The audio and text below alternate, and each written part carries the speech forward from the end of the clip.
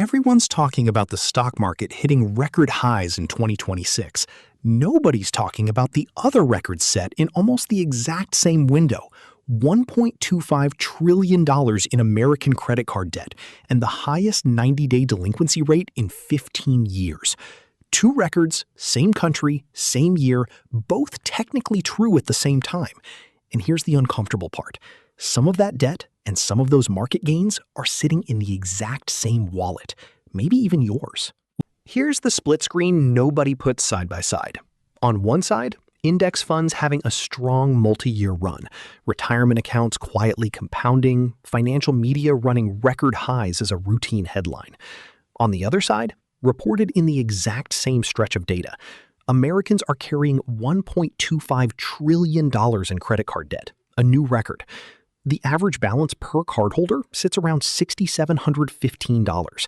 The average APR on that balance is above 21%, the highest sustained rate the Federal Reserve has tracked since it started measuring, and 13.12% of all credit cards. So the real question isn't which America are you in?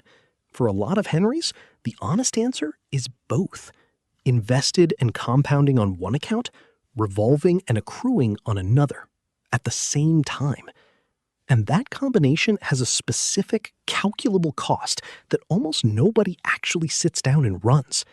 Guaranteed, contractual, no market conditions required.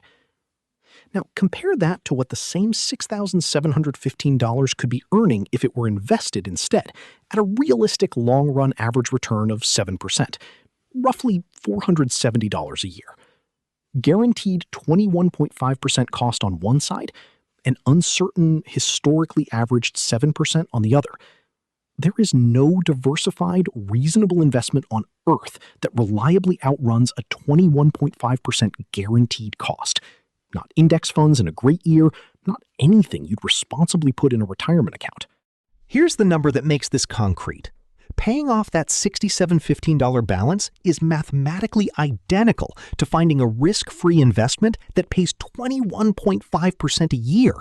Nothing in your portfolio is doing that. Which means every month that balance sits there while you're also contributing to a brokerage account, you're running a guaranteed loss arbitrage against yourself, earning maybe 7% in one account while paying 21.5% in another. A net negative spread of roughly 14.5 percentage points on whatever amount overlaps between the two. Extend it further. If that $6,715 balance simply sits at the minimum payment structure common on cards this size, the interest compounds faster than almost any equity position grows, and the debt itself can take a decade or more to clear. The exact math we've broken down before on this channel with the minimum payment trap.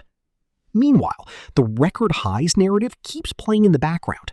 Technically true, and somehow simultaneously irrelevant to the actual math running in your own accounts. Both numbers are real. Only one of them is optional. Now, you might be thinking, I know I should pay it down, but investing feels like the smart, adult wealth-building move, and debt feels like something to deal with eventually. That instinct is exactly backwards. And it's not because you're undisciplined, it's because the two accounts feel like completely different categories in your head, even though they're connected by the same math.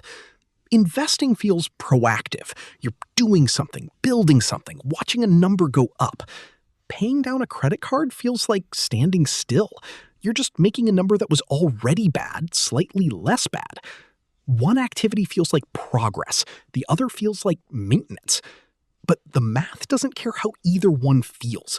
It only cares about the guaranteed 21.5% versus the uncertain 7%. And on that measure, debt payoff is the better performing investment in your entire portfolio, every single month it exists. There's also a normalization effect at play. When the national average balance is $6,715 and carrying a balance is this common, it stops registering as a red flag and starts feeling like a normal part of managing money, something everyone does, not a specific calculable leak in your own plan.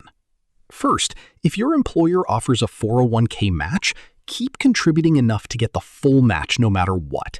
That's an immediate guaranteed return that beats even the credit card's cost, so it's the one exception that comes before debt payoff.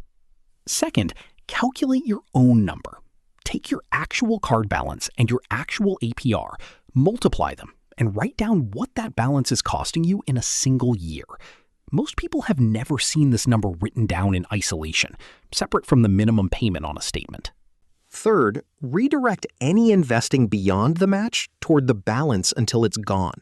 This isn't a conservative move. It's the highest guaranteed return available to you, full stop.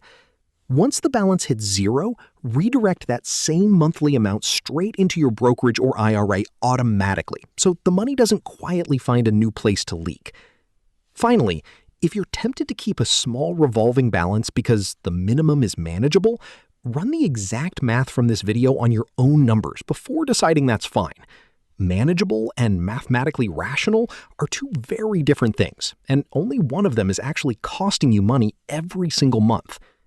And if you're carrying balances on more than one card, don't split your extra payments evenly between them out of fairness. Send every spare dollar at the highest APR card first. Keep only the minimums flowing to the rest, and move to the next highest card once the first hits zero. That single sequencing decision is worth real money over the life of the debt, and it costs nothing extra to do it in the right order. Same year, two records, the markets and the debts. You don't control which headline runs on a given day, but you fully control which side of that 14.5-point spread your own money sits on. That's not a market call. It's arithmetic you can check tonight. Subscribe to the channel. Every week, I break down the real math behind the headlines everyone's reading past. Next video, the exact order to prioritize debt payoff against every other financial goal you're juggling right now. I'll see you there.